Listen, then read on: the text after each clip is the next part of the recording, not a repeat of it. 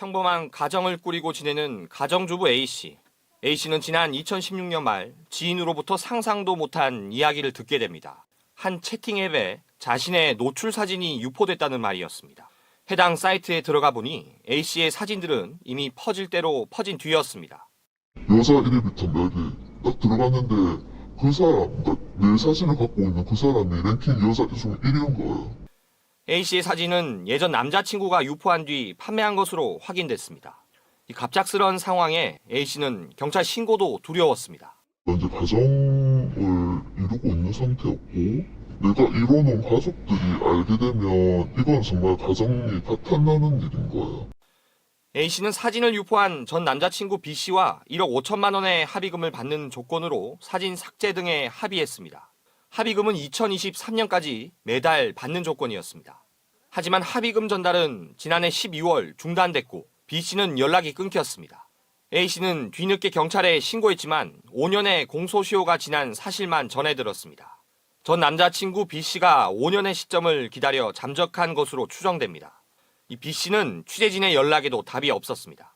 그랬고 저는 코로나에 마스크 끼는 게 그러면서 사람들이 조금 덜 알아보니까 경찰이 B씨가 유포한 또 다른 영상을 확보해 수사에 나선 가운데 한순간 찍힌 본인의 영상이 인터넷에 유포된 여성의 고통은 하루하루 이어지고 있습니다. 취재진은 A씨의 전 남자친구가 A씨의 이름으로 영상물을 올렸다는 채팅 앱을 확인하던 중 또 다른 피해자들을 확인했습니다. A씨와 헤어진 뒤 사귄 여성 2명입니다. 옛 남자친구가 올린 여성 2명의 사진만 40여 장.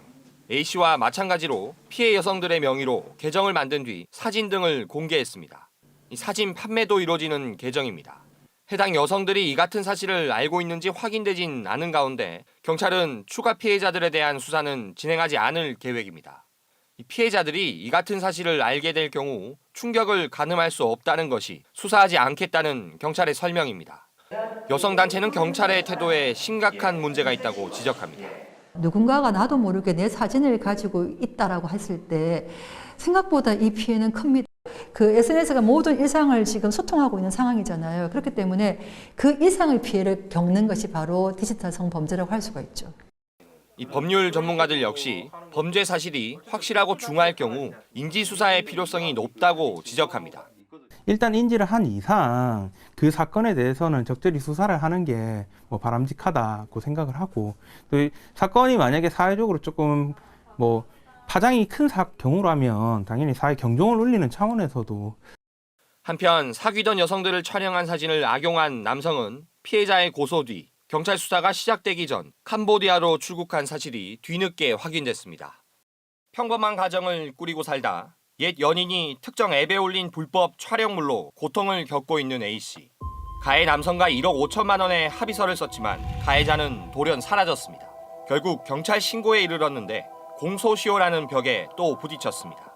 성폭력 범죄 처벌 등에 관한 특례법상 불법 촬영물 유포 범죄는 공소시효가 7년인데 사귄 지 10년도 더 된 연인이 벌인 행각을 너무나도 늦게 알게 된 것입니다. A씨가 모은 촬영물만 80여 장에 이르지만 대부분 증거 능력을 잃었습니다.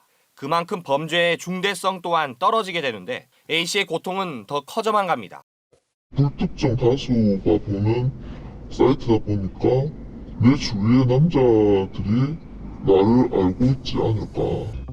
디지털 성범죄의 경우 한번 유포한 영상을 걷어들이기도 힘들고 재유포도 일어나고 있어 피해자들의 고통은 가중되는 것입니다. 디지털상에서는 어떻게 유포가 되고 재유포되고 또 이어지기 때문에 나의 어떤 그 범죄 피해가 어디까지 가 있는지를 몰라요. 그리고 이게 어때 또 발생된지도 몰라요.